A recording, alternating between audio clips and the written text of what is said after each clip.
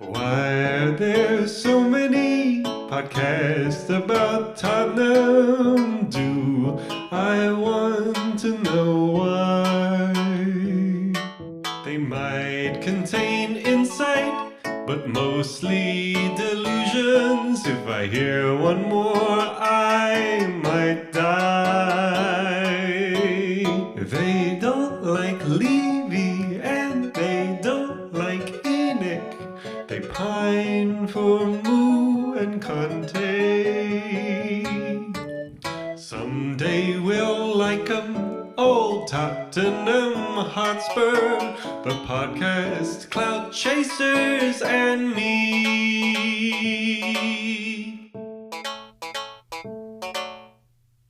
In this episode of Tottenham Hotspur, I chat with Flav Bateman, the creative force behind popular Tottenham Hotspur podcasts The Fighting Cock and The Lab, as well as co-host of Football Between the Lines. For 15 years, Flav has broken new ground in football fan podcasting, built one of the Premier League's most listened to podcasts, and found ways to support and champion the Tottenham Hotspur community. Here, he reflects on his career. Hello mate, good morning, good afternoon, how are you? Hello. I'm good, mate. Yeah, I'm good. Thanks for having me on. We've been talking about it for a while, haven't we? And yeah, I'm just happy to be on it. I find this idea of making podcasts about podcasts was weirdly fascinating as a podcaster to listen to what you guys have done, and so it's just interesting to because it's. I'm already waffling. I can feel it. But when you make podcasts, generally you do it, and especially at the number that I'm doing a week now, you kind of have to just record, publish, and forget, and move on and think about the next project. So it's weird getting kind of sitting and listening to other people talk about the stuff you do. It's weirdly fascinating, and there's an ego to it as well. It's like, oh look, people are talking about us. I guess It's ruffled a few feathers, I gotta be honest. What do you mean? Well, I did the swearing analysis. That was kind of how I got. I was mentioned on View from the Lane about it. Yeah, and so they're listening. Like View from the Lane, that's the Athletic, right? Yeah, I know that's big time. Yeah, and some people were just upset that I didn't get every curse word they used. So like James Moore was upset that I missed I think it was a bollocks or something. Oh, really? So you didn't do them justice. Yeah, and the game is about glory. Steph has been annoyed at me because I've classified Thunder Bastard as a curse word too. But I'm like, dude, it's got bastard in there. Yeah, of course. It's a. Do you know where that comes from? That phrase. Go on. A bloke called Iain McIntosh. Oh yeah. It was he came up with it, Thunder Bastard, and we had him on the podcast, and we were talking about that. I don't know where he's gone. Actually, I haven't heard from him in a while. I don't know where he's plying his trade anymore. But he wrote a book that was very interesting. Yeah, he's probably writing another book. That's probably why he's gone under. Yeah. How many people have you had on? Do you think, like total guests on the phone? Yeah, and the lab. Oh wow. You speak to a lot of people. Oh, the lab is essentially everyone's a guest. So we've done, I mean, more or less. I don't even know how many episodes of the lab there has been. There's been 3 seasons. This is the 3rd season. So I'm just having a quick look on Spotify. I reckon we've done about 100 episodes, something like that. So you're probably looking at 80 guests, something like that, maybe. The lab's so good. Yeah, I'm gonna fluff you a little bit. The lab. No, do it. Fluff away, mate. I love it. So the lab is it's what I feel most passionate about at the moment. And I'm always passionate about the Fighting Cock, obviously, because it's like that's the start of all of this. But the Fighting Cock we've been going for so long, like 15 years. Is it 15 seasons? Yeah, and now it's because the chemistry that's formed between all the boys on the pod. It's stuff we can just turn up and do. And whereas the lab takes thought and a bit more love needs to go into it. And so I really enjoy that. It's sort of reignited my passion for podcasting in a big way, actually. So yeah. I think that the lab is part of a trend. Like there's also Spurs. Jim's doing really good work. Just kind of more thoughtful, deeper introspection on Spurs. I mean, I obviously think that because I'm doing podcasts about podcasts, but I think that we're exploring every niche. I don't know if we filled every single one of them yet, but we've got tactics, we've got kind of humorous pods, I guess you could call them. You've got just people chatting away. You've got like DIY pods. You've got international pods. I feel like the lab is like it's got this really nice little corner of almost the kind of documentary space, like the evergreen stuff you could come back to whenever you want. I don't know if that was your intention. No, not really. No, but I get it. I get what you're saying. Like you can go back and should be able to go back and listen to most of these episodes, and more or less you'll get something from them. But really, these were conversations I wanted to have, but I couldn't strong arm them into the pod. So the reason why the fighting people listen to the Fighting Cock is because they've bought into us as human beings who have a love and kinship for each other, but also for the same football club. And that's the trick with the Fighting Cock, is that they're tapping. I assume, and that's what I've been told, is that people are buying into the relationships as much as they are about the conversations about Spurs. So I can't. It's hard to strong arm a guest into the podcast because I want to talk about, Johan Langer's interview in the Standard. It kind of doesn't. It fucks up the dynamic. So I wanted to do the lab because I wanted to have these conversations. I found them interesting, and I only release when when I've found something interesting that I think is interesting to talk about. And often I'm kind of making decisions with the lab that I'm not often thinking about the audience as much, and sometimes I get it wrong, really wrong. Like, well, let's say wrong. I mean, the audience don't like it. I don't think it's wrong to necessarily publish a podcast. Like the one that's got me in the most amount of trouble was the second podcast to do with the potential Qatari takeover, where I realised listening back to that the guest Habibullah he ruffled some feathers and was a lot more. He was looser with his assessment of Daniel Levy than he was the first time we recorded, which ruffled no feathers. And I probably didn't control him in the way that this thing is, you're duty bound to control the guest to some degree, journalistically. But I'm also want to give every guest freedom to speak as freely as possible to get the most interesting conversation. So sometimes you get it wrong, and people told me they hated it, and some people liked it, but depending on how they feel about state-backed nation football clubs run by oil-based nations, it's a tricky one, really. But I love the lab. I really enjoy doing it.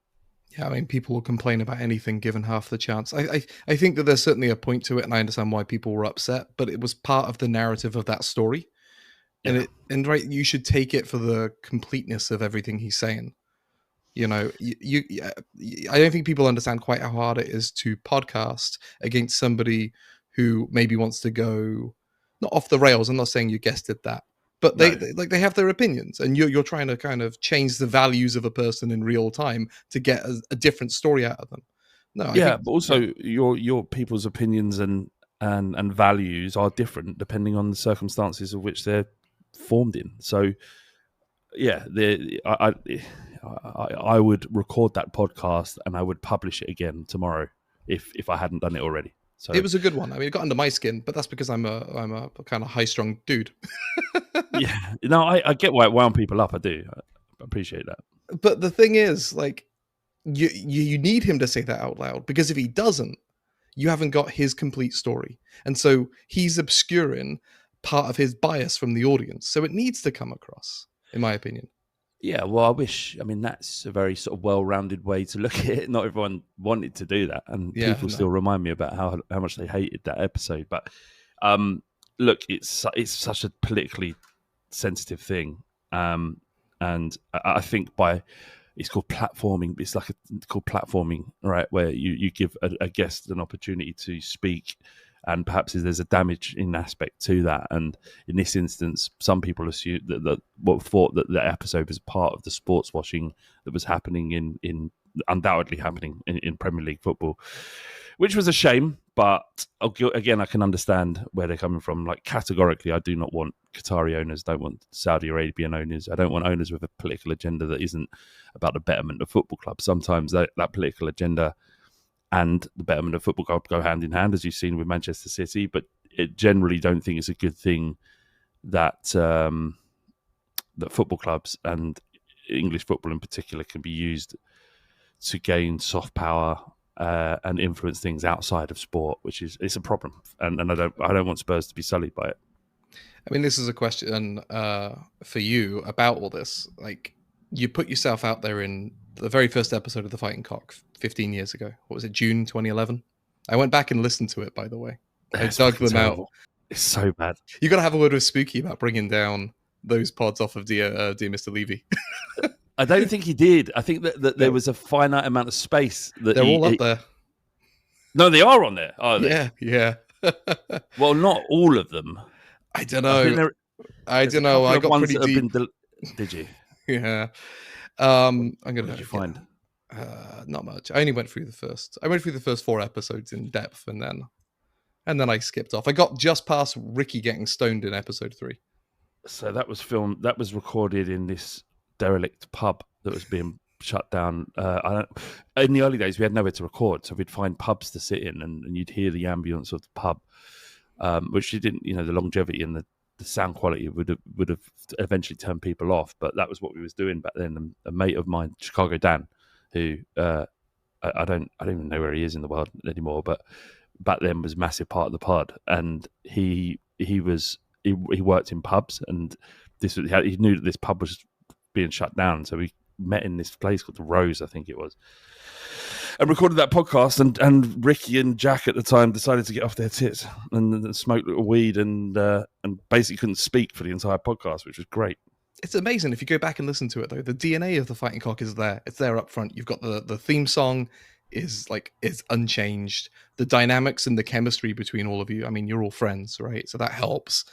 But it's incredible how you just nailed that chemistry pretty early. Like, a lot of experimentation about different parts of the show that you were bringing in. You've had quizzes over the years. You had like Prick of the Week in the early days. You've normalized over 15 years. But what is it about that chemistry of the Fighting Cock do you think people tap into and have really identified with over 15 years? There's a couple of things. There's that essentially you're, and I've said this many times, but it's the best way to describe it. Football's changed a lot. Social media didn't exist in the way that it does now, and to really follow your football club, you had to be there. You had to go to the games. There wasn't back then. I don't think you could watch every game on. Is it an NBC in America? Yeah, I think so. Peacock, right? You couldn't watch every game, and there was definitely like a movement to and a syndication of football. But it's not like now where you can follow Tottenham. And I might be getting this wrong. This is my perception back in 2011. But you can follow Tottenham anywhere on the planet now, as you well know in America, where you are. Is you can follow the game as closely as anybody because of how well it's been syndicated. But back then, it was like you go to the game. There's no Twitter. There was Facebook and stuff like that. But there wasn't the kind of online community that you had that you can connect to. So it was really about the pub after the game, and to really kind of.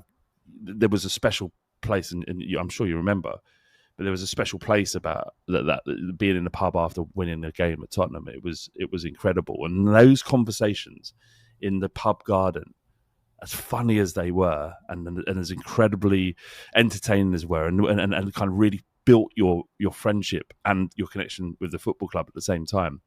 They're also massively insightful. Like, you're hearing people talk about the game on a really deep and intelligent level, albeit a few pints down in the Bel-Air car park, Bel-Air Garden. So it just occurred to me that there was another podcast called The Spurs Show out there that as entertaining as I found it, it just didn't really ring true with me.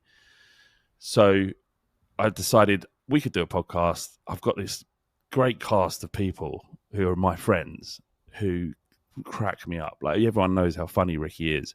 Me and him have known each other since the early 2000s, and he's never not put me in hysterics every time we're with him. And I'm thinking, well, we just put that on a pod, surely it'd be the same. And it was rough and ready at the beginning, but that, like you say, as you mentioned, the chemistry between us all came through, and to this day there was people that have joined us later.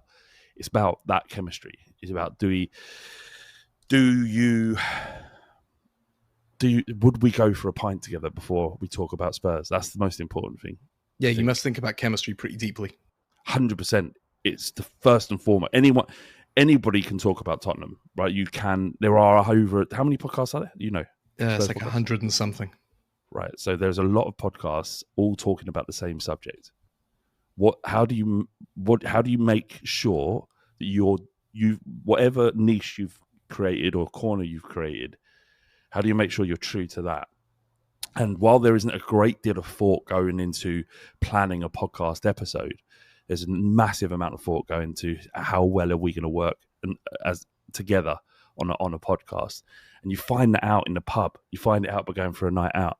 You find it out by getting drunk together.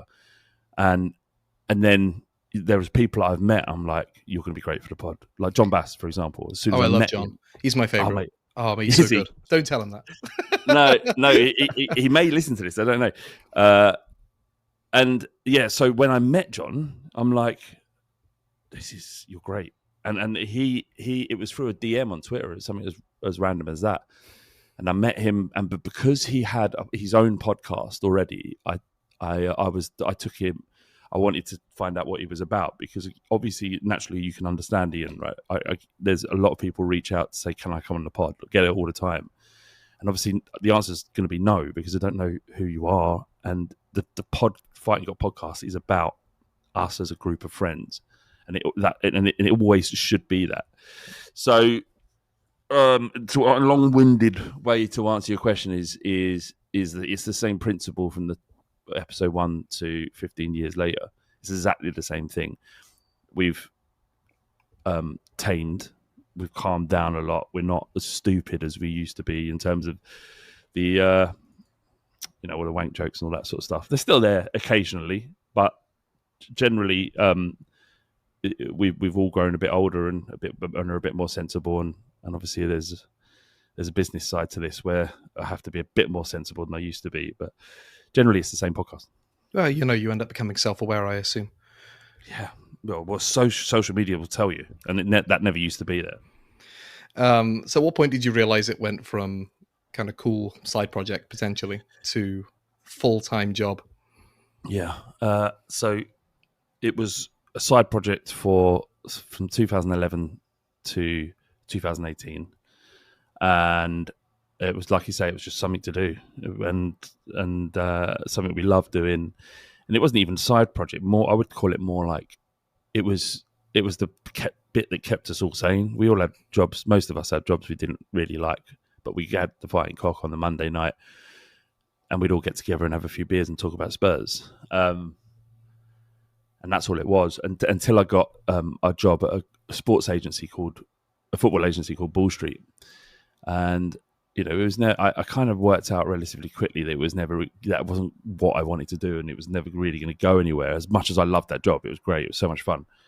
I learned so much about business in sports media that I realized after a couple of years I was learning stuff through being in meetings and talking to my bosses who were very intelligent men, that there was potentially a business in the Fighting Cock. So not only can I keep it like a passion project, but actually this potentially could pay my wages. So that was in 2018, and I had a couple of deals in place. Well, no, the income streams is what I had. I had a betting sponsor called FansBet, and I had Acast who would serve dynamic adverts. So you'll hear them on the Fighting Cock now, or Sports Social now, which is a different agency, but they would put their adverts in before an episode, and you might hear them, and wherever you are in the world, they're geographically linked to where you are. So you'll probably hear American-based adverts where you are.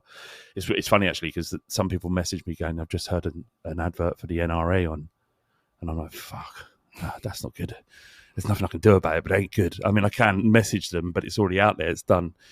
So, sorry. So I'm again, I ramble a lot. Sorry. So at that point, I had these two income streams, And I thought, well, I'm going to be earning about half of what I was at Ball Street, but maybe I can make it work. And if I can put all of my time into it, then that would be a great thing to do, to get up and not have a boss and work for myself. So it was in 2018 that I made the leap, and it was in part because I wanted to move out where I live here in Wiltshire to be with my now wife, but was my girlfriend back then. So there was a lot of things going on, and I had to make that leap, and I wanted to get out of London as well. So yeah, 2018 was when it turned into something else. You know, the Fighting Cock is great as an example of both. Anyone can do this. Just get yourself a microphone, get yourself the chemistry, and you can record anywhere and make something that people want to listen to. Like, you listen back to those early Shop episodes, and they're so endearing because of the ice cream van, you know, because of Ricky's mum calling in, right? Those are the things that make it. But your sum of experiences to where you are now also shows that you can't necessarily just force something straight away and expect it to explode. Like, you need to go through things. You need to meet people, talk to people, get ideas. Like, the lab is probably much stronger for you having worked at Ball Street, I imagine, and sort of speaking to all those different people and different voices than it would have been creating it 10 years ago. Definitely. Yeah. 100%. And all of this stuff is to do with experience and trying to be authentic as possible. So, yeah. So you talked earlier about the conversations around football changing massively. You know, like, you couldn't expect people to be talking about expected goals back in 2011, for example. It wasn't a thing, was it? But I think it was great is that the Fighting Cock was all about Spurs culture, Spurs supporter culture, Tottenham culture, and with a sprinkling of humor over the top of it. Do you ever think about the role you guys now play in conveying that culture to fans worldwide? You know, we've been told, yeah. Like, so it was weird. We had an insight into this really early on. So if anyone's been listening to us for 15 years, which is crazy to say, really, that we had in the first season, I think it was, we had Chicago Dan. Now, Dan was a guy who me and Ricky met in the pubs in Tottenham, and it was just interesting because there was an American guy who was going week in, week out, home and away, and like, why? Like, we had no understanding that there was this growing following of Tottenham Hotspur and Premier League football in America, and it's even more mental that this guy had chosen to study in London so he could go and follow Spurs. Essentially, he did international law, I think he was doing. And so we were like, Dan, this is fascinating. You're amazing. Come on the podcast. And he did it with us for a year. And then he had to go home. His studies finished, and you go home, you got to work and pay off your student loans and whatnot. And that was just kind of relatively the end of the relationship. Weirdly, he got, I don't know if you know this story, but we needed to raise money for a mic. And Chicago Dan said, I'll get a tattoo of the Fighting Cock logo on my arse if we raise enough money for this new microphone, because we had a pot to piss in. We had no money, right? So naturally, people were like, yeah, of course, we're going to donate to get a microphone because we want you to get your ass tattooed with a Fighting Cock emblem. And he did it on the Friday. On the Monday, he flew out back to Chicago. And I'm not joking, I've never spoken to him since. Like, not even through social media, not a phone call, nothing. He got a tattoo of our logo on his ass so we could get a mic. And I literally never had a conversation since then. Anyway, he told us back then, you have no idea how much, certainly at the time then, because it was only 2 or 3 podcasts that exist, the Americans are going to be into listening to your podcast because they just want that authenticity. They want to feel connected to the football club. And the only real way to do it, other than watching it with, you know, fellow fans from stateside, is listening to people who are close to the club geographically talk about the game. And like I say, we were one of only a couple, so it was either us. I think there was another one called Cock on Ball, I think. Yep. And so they're going to listen to you. And we were like, we had no idea. Like, it was like a revelation that what you were saying. And it was only when like analytics start to become a thing that we started to understand where the audiences are in terms of listening to not just us, but any podcast, I'd imagine. And so it was about between 30 and 40% of our audience is listening in America. So it's clear that they may be listening, like you say, because you're talking. There might be a sprinkling of humour over the chat about Spurs, but I think, and hopefully, part of the reason was because they felt that they were listening to authentic fans talk about a club that they've chosen to follow. So yeah, I am aware of it. I think you've nailed it. Whenever I meet somebody here, and I go to a supporters club every week, shout out to Montgomery County Spurs, and whenever you meet somebody new, like the first thing they ask is like, "Do you listen to podcasts?" You say, "Yeah." Do you listen to the Fighting Cock? It's almost like the second or third word that comes out of their mouth is your podcast. Is that true? Yeah, it's wild. That's lovely to hear. Yeah, it's great. And I think you're right. I think it's looking for authenticity. I think it's looking for, like, what are the values of the club? What's the history of the club? All of that type of stuff coming through. We were so passionate about Spurs back then that, like, it was everything. It was everything. Like the cliched thing about you work your week your 9 to 5, but you've got Spurs on Wednesday, and the how positively we felt about Tottenham compared to the kind of general negative haze that follows our club everywhere now because of social media and demands and how the club's changed and costs of entry and all that stuff. Back then, it was just beautiful thing following our football club, and I think that came through in the pod that we just loved it. Like we loved it. Even we got beaten, the defeats hurt, and Arsenal was smashing us. It was better because we were all Spurs, and I think I miss that. I really miss like my relationship with Tottenham and how we follow. In a large part because of the podcast, it's just a different relationship. But back then, I really missed just being a supporter of a fan who didn't have to think about podcasts around the game. I just went with my mates and we had beers, and if we lost, we lost, but it didn't matter because I had Ricky next to me and we were going back to Crouch End, we were having a few beers there. That aspect of it's changed and gone, unfortunately, but I think that came through in the podcast as well, early days, which would have mean for people that didn't have it in the States, it would have probably been infectious to listen to. I think the flip side of that authenticity must be the parasocial relationships that are created. You know, the fans thinking that they're your mate and can say what they want to you. Yeah. Yes, that happens, and it can be frustrating. It happens a lot, actually. And I'm not talking about Spurs as well. It happens with rival fans as well, and there is an element of familiarity that is uncomfortable because I don't know. It's tricky to talk about because you don't want to sound like you can easily slip into this sounding arrogant, but there are. And I understand it because I have developed similar feelings towards podcast hosts that I listen to that I never met and don't know. But you spend so much time with them that it's natural to develop a feeling towards them. And like it doesn't happen very often where people go over the line, but it does happen. And they say things that you're like, my mates wouldn't even say that to me. Like, it's crazy. And I hadn't even heard the word parasocial till about 3 years ago. So I don't know if it's a new one or it certainly applies. It seems to apply to a lot of podcasters. But yeah, it does happen. It's not the end of the world. I'd prefer it if it didn't, but it's just part of the job really now. And, you know, generally most people are quality. And when we do like the Fighting Cock Social, which is so much fun to do, everybody generally is solid gold. Like they're just really kind and nice and supportive and yeah, they don't. Whatever you hear online, people are generally not like that in real life. So, parasocial thing is an issue, but it's not one that you're not thinking about it often. But when someone is being a little bit too familiar and saying stuff about your family and talking about things like that, I've said so much about my life on the pod anyway. So I kind of like, what can I say? But there's people saying stuff to me that I don't remember saying that I have said. And I'm like, fuck, how do you know that? And I'm like, they said you said it on the pod. And I was like, did I? So I'm you caught it to some degree if you're going to be as open as I try to be anyway.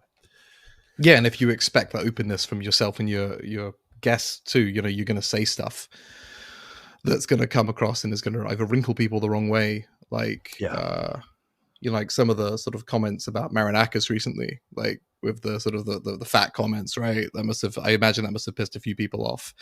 What, someone called him fat? Yeah, I forget. It was like a couple of pods back. There was a few comments about like him sort of being huge. I think it was the comedian who was on. I Yes. just mean like if you're pushing boundaries, you're going to be saying stuff that's going to sort of hit mate, people hard. Of course, and they, Yeah. but that's not a problem. Like if someone's offended by something we've said, that's not that's not an issue about being a parasocial relationship. That's like if you're going to say things that potentially like that. The fact I would never ever now, and I probably have done many times in the pod, use someone's physical. I think I wouldn't. I don't, not intentionally use someone's physical appearance to attack them for something in football. No, and you usually push back. Do I? Yeah, I think so. Usually moderate.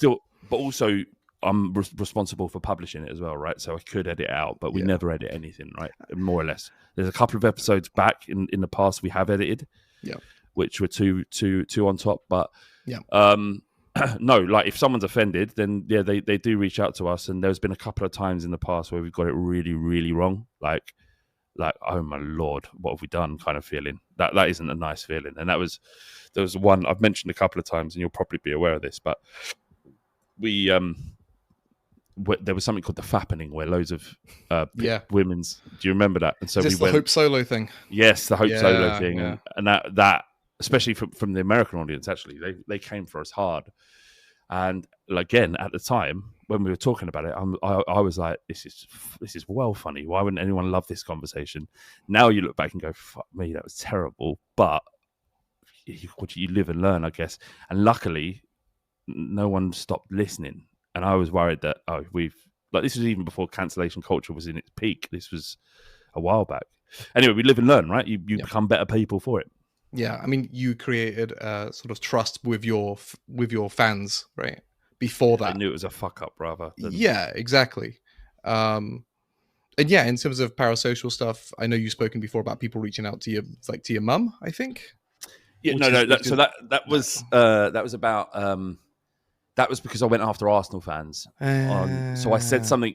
Again, this is not something I would do now because I've changed and grown a little bit. Mm-hmm. But I made a point. I probably had a couple of beers or something, and I made a point to Arsenal fans that they should never feel comfortable coming to the lane. Like you should be uncomfortable coming here. But it was on the backdrop of the bit of trouble. So I knew what I was doing. I was poking the bear, but to a point where it was probably too much. Probably went a little bit too far. But also like fuck them as well. But also I understand the how angry they were with me. So one bloke found out where my mum worked and messaged me and saying, "Look, I know where your mum works." And I'm like, "What?" So I had to do a couple of things with that I'm not going to talk about. But that was over the line. That was, you're talking about my mum, where she works. Like this guy needs to know that this is not acceptable. So we've dealt with that in a different way. But generally, the parasocial stuff doesn't go that far. And that was partly my fault because, like I said, I poke the bear, and sometimes the bear will bite back, right? So that was my fault, and I probably wouldn't do that again. Is there sorry? They were wrong, by the way. She didn't work there. She got it. She did 10 years ago, but she's now retired. So luckily, she wasn't in any danger. Yeah, people suck. Yeah, they can do. Yeah. Is there a moment that you wish you could go back and relive? Like something that sticks out in your memory as like, God, that was so good. That was such a good podcast. Or a podcast. Yeah.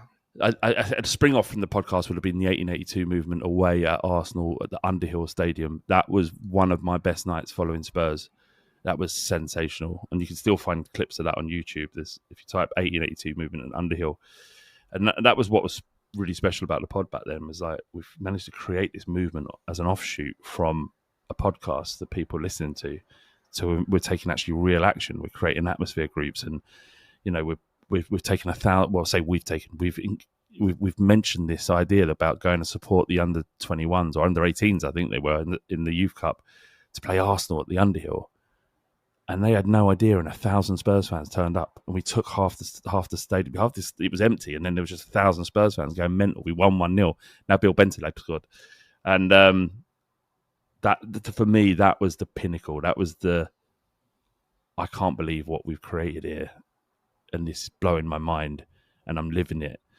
That if I could go back and live that day again, I would 100%. In terms of peak podcasting moments,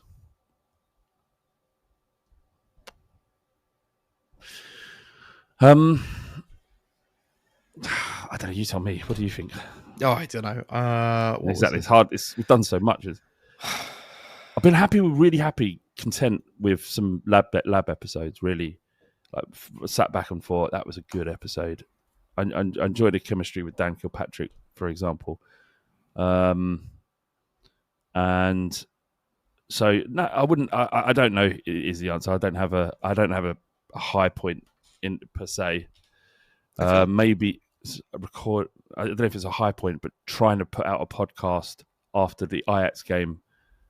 You know, the worst hotel I've ever stayed in. Literally the worst. It was so grotty and horrible, and I had a single bed in this tiny little room, and I was sitting on the edge of my bed with David Alfie Ward, who was also. And it was. I've never listened to it back. It's probably a terrible episode. Undoubtedly was a terrible episode because we're trying to capture what would happen the night before. But that popped into my head for some reason. I feel like there's something about the energy and the vibes around the 2014, 2015 podcast. If I'm looking back to I've been listening to you for probably about 14 years. I don't think I was there in the first season. Wow. Yeah, which was what made this conversation so weird. Yeah, I bet. Yeah, I can imagine if you've listened to me for that's going back to that kind of relationship building with podcasters, isn't it? You're with them in the room, but you're just behind the glass panel. I mean, just going back and listening to some of those pods, I wanted to find a podcast that you put out at the end of December 2013 because I remember being sat on my mate Shane's front step New Year's Eve with my brother. We didn't have jackets because we were drunk in Milton Keynes. And trying to keep my brother who's got Raynaud's syndrome, that thing that makes your hands turn blue, right? When you're cold. I do know that. Yeah. I remember trying to keep him from dying and being like, "Oh, you got to listen to this podcast, Phil. You're gonna love it." And I wanted to go back and re-experience that. But just thinking about a trajectory of your listeners' lives, you've been there with them since Mate. Yeah, mate. It actually, oh man, because I get quite emotional thinking about it. The amount of messages. You get from people that are going through the worst things in their lives,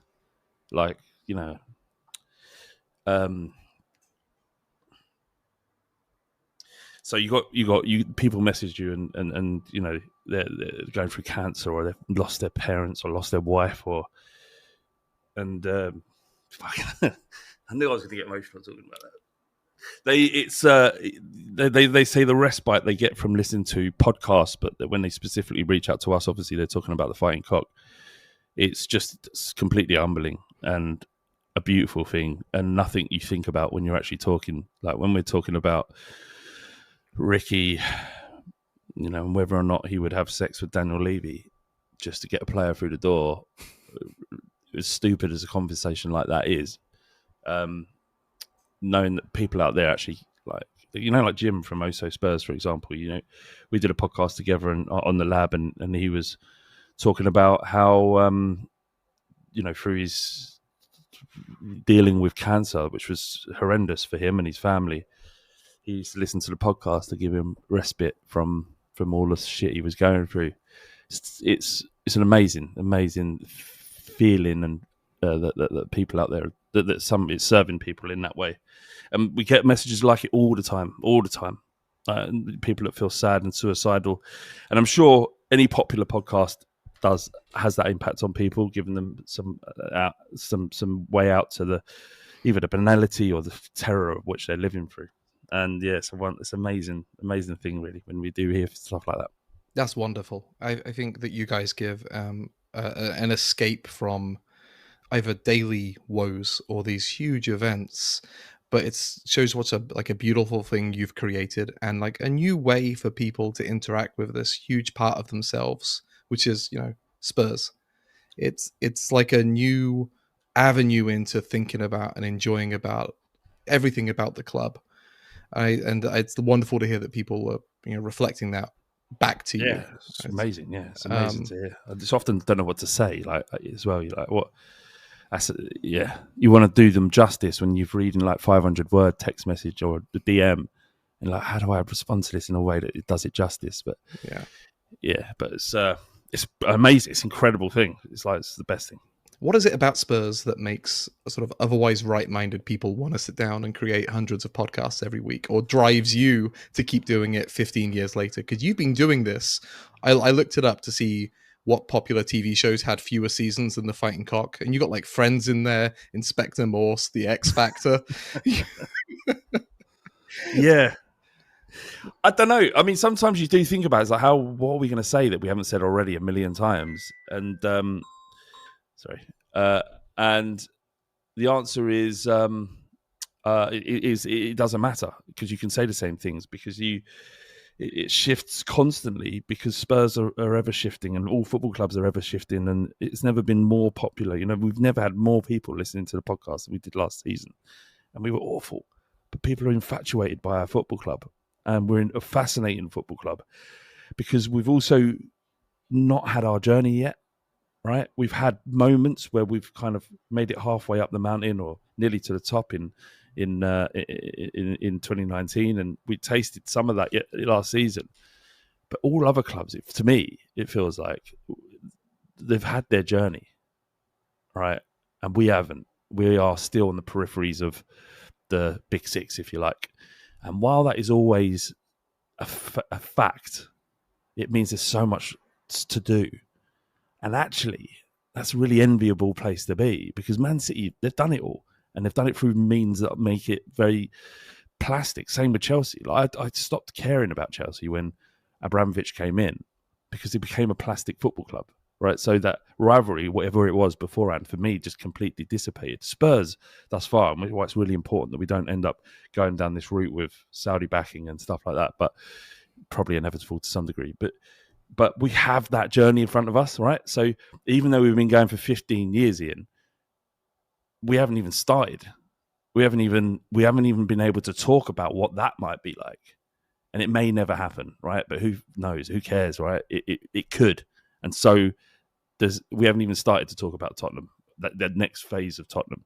So while we all remain passionate about our football club, there'll always be something to talk about, and I've never put out more content than I'm putting out this year.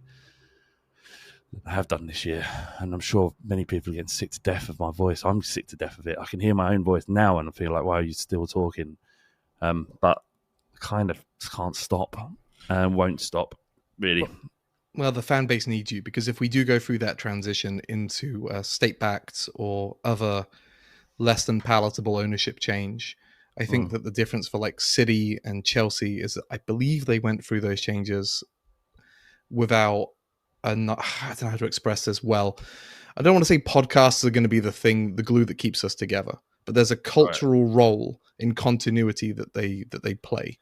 You know, people come in, they hear the voices, they're trusted, respected people who are talking to the fan base and reminding them what we are. You know, Chelsea doing it back in 2001, it was like a new club suddenly was created, you know, and I was definitely against those fans, right, who've been there since, you know, donkey's years. But you're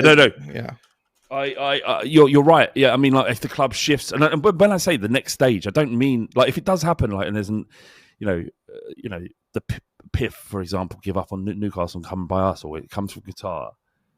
That is a difficult conversation to navigate and see through. And you're right, there is a consistency from what the club used to be to what it is now. And actually, the club, what I see now, is completely different to the one that we started the podcast with.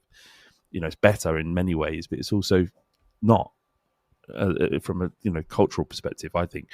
But anyway, and what I mean by that, you've got to be so careful. What I mean by that is once it felt like the match day going fan was the lifeblood of the football club, and that's for a lot of us back then, before football exploded, was like it was the thing. It was part of our identity. Now the way football's shifted completely, it feels like they're less interested in a community and more interested in the commercialization of the game. Anyway, so it is. You're right. There's. I think that podcasters and YouTubers will have a role in making sure that continuity is kept in place, and it's important. I don't know where I'm going with all that, Ian. What was the question? No, I've forgotten. I can jump in with something else. Yeah, go on. It was all good stuff. Yeah. Yeah, you mentioned YouTubers, and I did have a question for you about that. I think there's something really interesting about YouTubers and people on TikTok and other influencers where we're seeing a shift in content creators in podcast spaces, right? People calling themselves podcasts or what have you, right? Right, Moving from groups of people chatting amongst each other to individuals like Mark Goldbridge or Expressions or somebody, or like Ben Bowman doing tactics videos, right? I think of Barnaby Slater and Spurred On, who's doing like daily 15-minute podcasts to his audience. And do you think there's a need for weekly podcasts to kind of adapt to people expecting something different and content and culture being created on different platforms like TikTok? Yes, is the answer. Good. Yeah, of course. I would say that there is work that I should be doing that I'm not doing. That is important. So, and it's often like the format, the medium is the message, right? It's where do you absorb what you want to absorb? Where do you absorb the media you want to? And YouTube and TikTok is massive, and it's much easier actually to grow audiences on TikTok and YouTube than it is just in an audio podcast world. It's insane, the growth of some of these podcasts. Like seeing using the like Expressions is like 100 and something million people follow him on YouTube. Expressions is a special breed. Yeah, okay. Then Chris Cowlin or somebody as well who uses a lot of uses a lot of YouTube. Good example. Expressions is a phenom. Yeah, and he, regardless, you're buying into him as a character. And I did some work recently for Sport Bible where I was doing a shoot with him, and I got to say it was challenging because he's so good, so quick. And I know some people don't like him, not a cup of tea. I'm not talking about whether or not you think he's a Tottenham fan or whatever it might be. I'm talking about a person whose brain works on a level that I would aspire to. It's just incredible. Seeing him work is fantastic. Anyway, yes. So look, there's different markets and there's different things to do. But the hardest thing, and like if you're talking business, right, the hardest thing to do is grow a podcast. It is really difficult, and the numbers that you get on podcasts pale into insignificance compared to YouTube. But if you're looking at it from a business perspective, there is something called a CPM, that's called a cost per mil, right? Which is essentially how much you get paid per 1,000 people who download and listen to the podcast. Because of the nature of the podcast and going into that idea about like how developing kind of a parasocial relationship, it's that powerful. People are that locked into podcasting that you spend, when you're recording for an hour, the drop off is at around 45 minutes, something like that. There's the most significant drop off because people finish their journeys after that and might not go back. Right, the ones that do go back they're the ones that are really, really into the podcast. But growing that is difficult, and knowing that audience is so engaged means that advertisers are much more interested in podcasting than they are YouTube. YouTube is a one-way thing, whereas podcasting feels like it's two-way.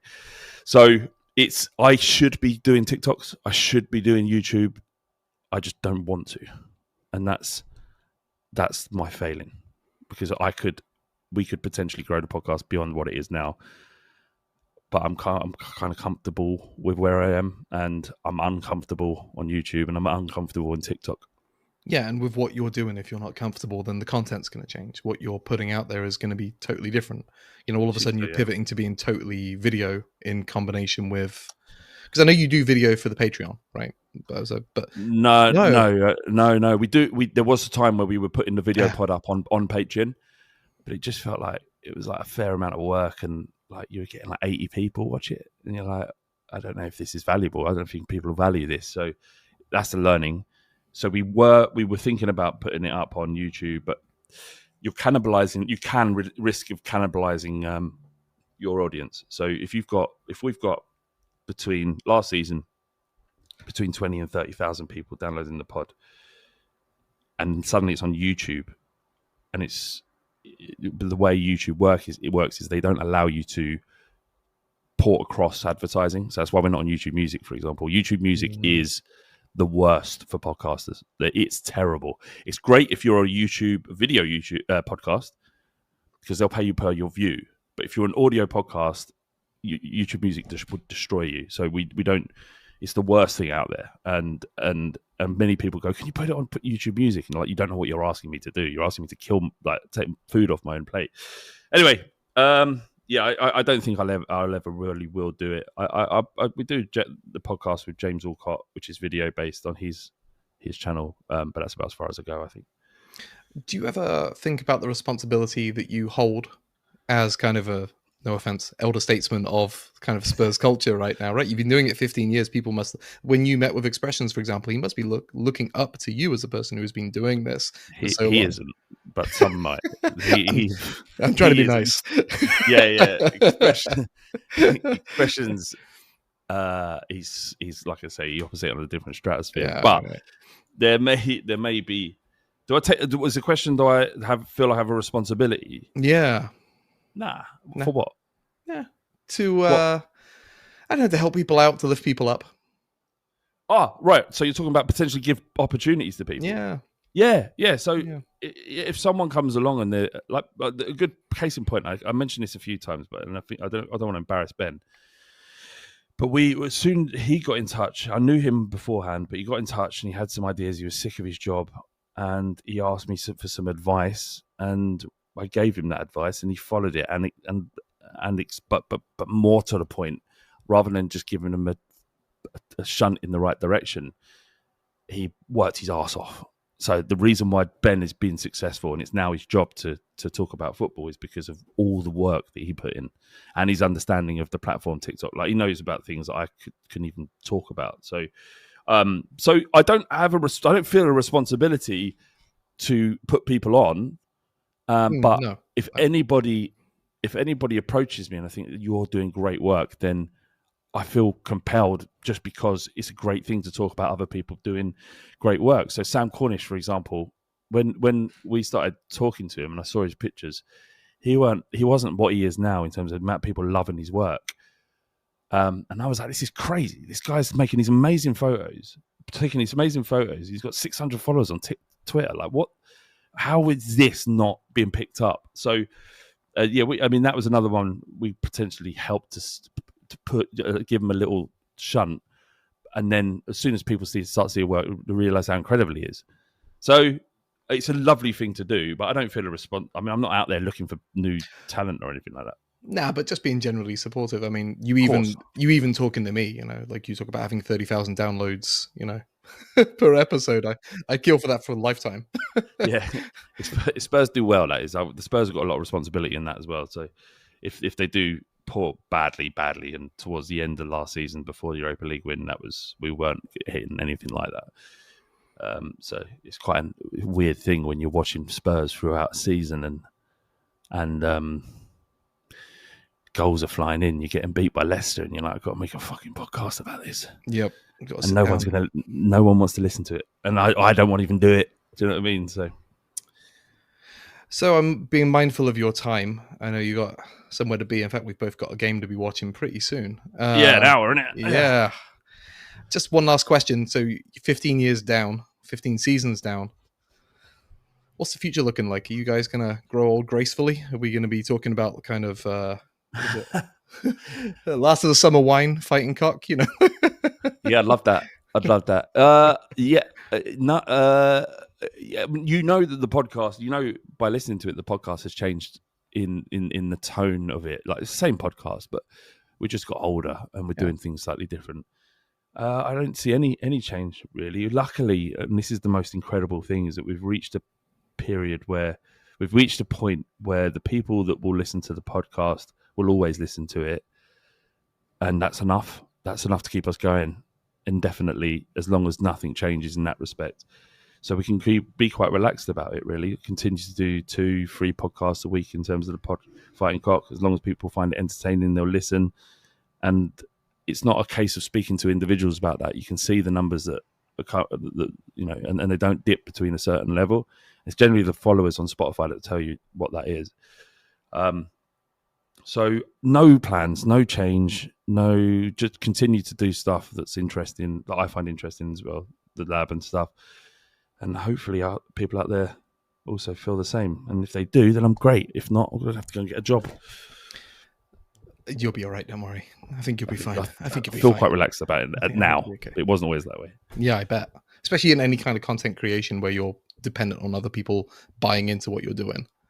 But on the flip side, you talk about, changing the podcast. The nice thing is you have control over it. You haven't got like a network or somebody telling you, hey, you've got to bring on a comedy side character, or you've got to have an American voice on every week, Yeah, no, there was a couple of times where people tried to buy it, buy the pod, and it would have gone like that. It would have become a job then, and I always turned it down. Got one offer, which was eye-watering money. Not something you could retire on or anything like that, because obviously it'd be something you'd have to consider. But you're like, it isn't worth what you're saying it is, and this is going to end up going tits up for you. And so I just wanted to keep control of it, really, and I'm glad I did. That was a few years back. All right, then. With that, I think we'll wrap this up. So cheers, mate. Thank you, Ian. Thank you so much. No, mate. I mean, like, if you've got more questions, it does wonders for my ego. You're just sitting there saying lovely things about the pot stuff that we produce. So I'll happily jump on. All I do is talk about football and stuff. So there's no problem if you want to do this again at some stage in the future. Excellent. Sounds good. And luckily for us, that doesn't look like the football's going to stop anytime soon. Hell no. Yeah. All right. Cheers, mate. Cheers. So a huge thank you to Flav for sitting down to chat with me. Wonderful little conversation we had. I'm still a bit gobsmacked that he took the time to have a conversation with me. Wonderful dude. Go check out his work already if you aren't. Something like The Lab, I think, is pretty much must listen to content for anybody who's a Spurs fan. And The Fighting Cock is easily one of my favorite podcasts to listen to. So this was a wonderful conversation. If you like the sound of what I'm putting out there, you can follow me on Blue Sky at tottenhampotspur.bsky.social. You won't find me anywhere else, sadly. And just have a wonderful day. Keep listening to and creating Spurs podcasts.